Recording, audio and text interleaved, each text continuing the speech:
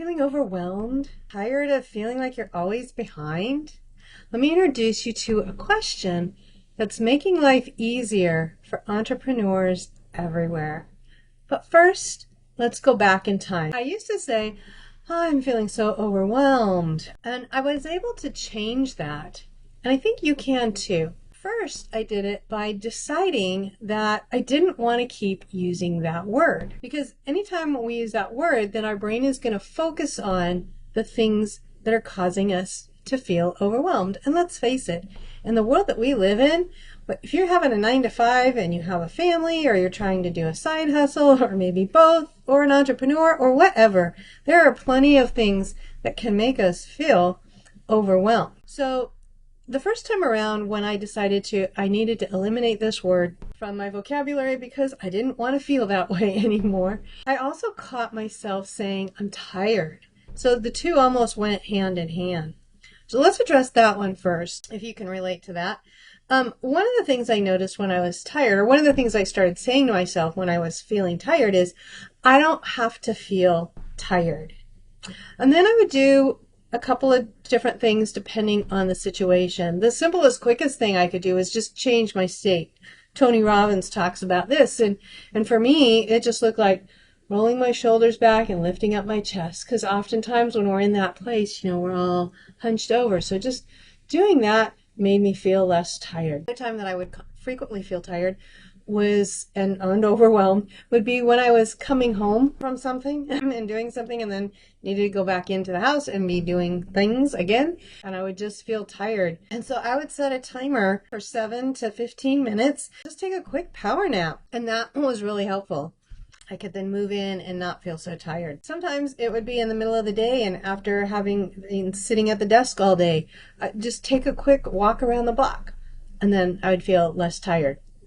And there's a lot more that went on, and I seldom say that I'm tired, unless it's really legitimate physical exertion causing it. But that's another video. This is back to what the title of the video was talking about. When I'm facing a laundry list of items, ask this one simple question: how can this be easy? You can also use it for a particular task or a thing that you're trying to do and yet you're not getting to it. Could be that it's just a little bit too difficult for you for whatever reason. Asking this question, how can this be easy, can be helpful. When we ask ourselves this question and then just wait for an answer, our brain is going to do its job of looking for the answer for us.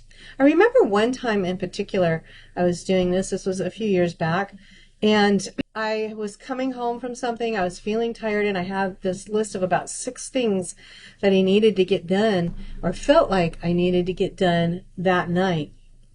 So I remembered the question because overwhelm was the word that was coming to mind. I said, well, how can this be easy? And then within a light or two, the answer came to me. About 4 out of the 6 things didn't have to be done that night. They could wait. And there were really only 2 things that needed to be done, and all of a sudden I did not feel overwhelmed anymore. Just by asking that simple question, I felt lighter. And then if I got any of the other things done, then that would have been extra and bonus. I worked at getting the word out of my self-talk and vocabulary, and it worked for a season.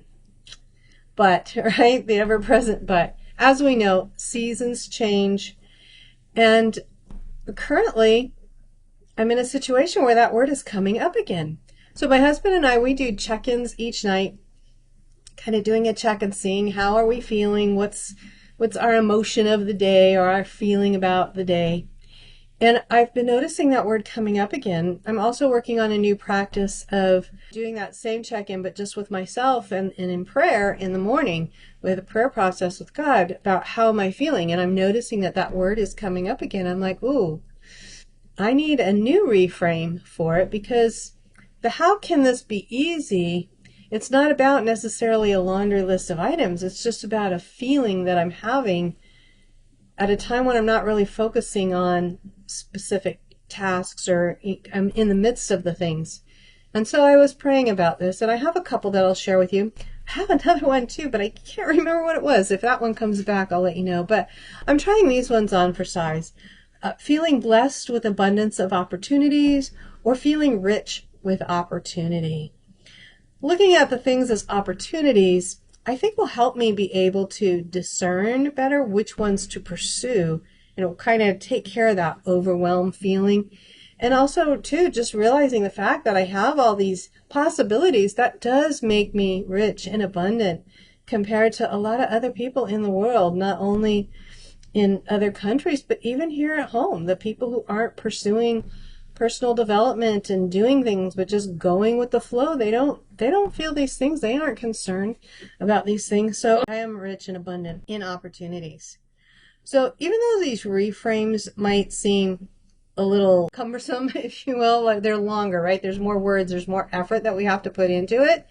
They make you feel lighter, right? Would you rather be overwhelmed or rich with opportunity? And I believe that when we feel lighter and happier, we're going to be more productive versus just being busy. So is being overwhelmed something that you're navigating? What do you think of these reframes? Is there another word that you are feeling that needs a change, that you don't want it to be in your vocabulary?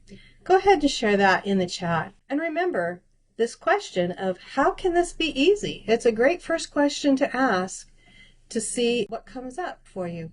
I also wrote a few pages on intentional language, and there'll be a link to that in the description. And if you're at a point where you feel like you need even more help with this and you're ready to invest in coaching, there'll be a link for that too.